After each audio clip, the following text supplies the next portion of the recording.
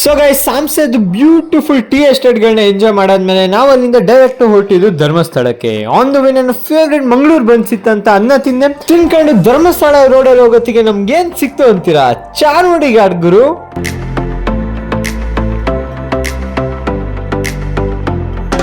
ಚಾರ್ಮಡಿ ಘಾಟ್ ಬೆಟ್ಟಗಳದ್ದು ವಿಡಿಯೋಸ್ಗಳೆಲ್ಲ ತೆಗ್ದಾದ್ಮೇಲೆ ನಾನು ಕಾರಿಗೆ ಕೂತಿದ ತಕ್ಷಣ ಬಾಸ್ ಬಂದ್ಬಿಟ್ಟು ಶೋ ಕೊಡ್ತಾವ್ರೆ. ಯಾಕೆ ಅಂತ ಯೋಚನೆ ಮಾಡಿದಾಗ ಗೊತ್ತಾಯ್ತು ನಮ್ಮ ಅಣ್ಣನ ಕೈಲಿ ಕುರ್ಕುರೆ ಇತ್ತು.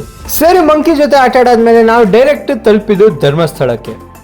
ಈಗ finally reach Dharmasthala after long drive. Dharmasthala ನೋಡ್ಬೋದು.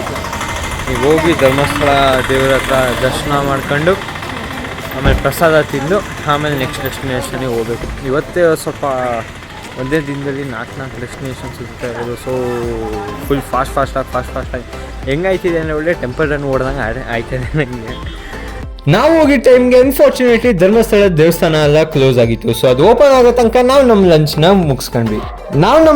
ಬೇಗ ಮುಗಿಸ್ಕೊಂಡು ನಾವು ಹೋಗಿದ್ದು ಅಣ್ಣಪ್ಪ ದೇವಸ್ಥಾನ ದರ್ಶನ ಮಾಡೋಕ್ಕೆ. ಅದಾದ್ಮೇಲೆ ಅಲ್ಲೇ ಮೇಲ್ಗಡೆ ಗೊಮ್ಮಟೇಶ್ವರ ದೇವ್ರದ್ದು ಸನ್ನಿಧಿ ಇತ್ತು ಅಂತ ಅದನ್ನ ನೋಡಕ್ ಹೋಗಿದ್ವಿ. ಅದಾದ್ಮೇಲೆ ನಾವು ಹೋಗಿದ್ದು ಟೆಂಪಲ್ಗೆ.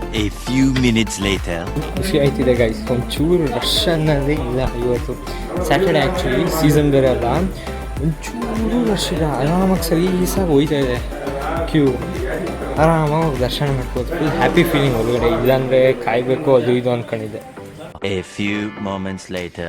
ಫುಲ್ ಖುಷಿ ಇದೆ. ಕ್ಯೂ ಆರಾಮಾಗಿ ಹೋಯ್ತಾ ಇದೆ. ಬೇಗನೆ ದರ್ಶನ ಬಟ್ ಇಲ್ಲೆಲ್ಲರೂ ಬಂದು ಕಾಯಬೇಕು. ಎಷ್ಟು ಇನ್ನೂ ಒಂದು ಅರ್ಧ ಗಂಟೆ ಕಾಯಬೇಕು. ಅದಾದಮೇಲೆ ದರ್ಶನ ಸಿಗಲ್ಲ ನಮಗೆ.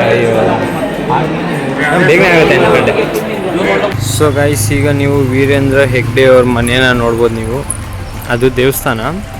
ಸೊ ಇದ್ರ ಪಕ್ಕದಲ್ಲಿ ವೀರೇಂದ್ರ ಹೆಗ್ಡೆ ಸ್ವಾಮೀಜಿ ಅವ್ರದ್ದು ಮನೆ. ಧರ್ಮಸ್ಥಳದಲ್ಲಿ ದರ್ಶನ ಮುಗಿಸಾದ್ಮೇಲೆ ನಾನು ಎಲ್ಲೂ ವ್ಲಾಗ್ ಮಾಡಕ್ ಹೋಗಿಲ್ಲ. ನಾವು ಡೈರೆಕ್ಟ್ ಹೋಗಿದ್ದು ಕುಕ್ಕೆ ಶ್ರೀ ಸುಬ್ರಹ್ಮಣ್ಯ ಟೆಂಪಲ್ಗೆ. ಈಗ we are at our final destination, Kukke Shri Subrahmanya temple.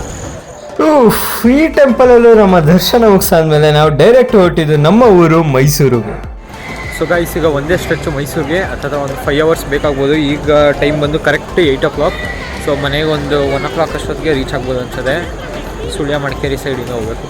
So guys ನಾನು ದಾರಿಯಲ್ಲೂ ವ್ಲಾಗ್ ಮಾಡಕ್ಕೆ ಹೋಗಿದ್ದೆ. ತುಂಬ ಟಯರ್ಡ್ ಆಗಿತ್ತು ಅಂತ ಸೀದಾ ಮಲ್ಕೊಂಡೆ. ಸೊ ಮನೆ 1 o'clock ಹತ್ರ ರೀಚ್ ಆಗಿತ್ತು. ಆಗಲೂ ಏನು ಮಾಡಿಲ್ಲ, ಸೀದಾ ಹೋಗಿ ಬೆಡ್ಡಿಗೆ ದಬಾಕೊಂಡೆ. ಸೊ ಗೈಸ್ ಮತ್ತೆ ಹೊಸ ಜೋಶ್ ಜೊತೆ ಹೊಸ ಕಂಟೆಂಟ್ ಜೊತೆ ಮತ್ತೆ ನಾನು ವ್ಲಾಗಲ್ಲಿ ಸಿಗ್ತೀನಿ. ಅಲ್ಲಿ ತನಕ ಟಾಟಾ ಬೈ ಬಾಯ್.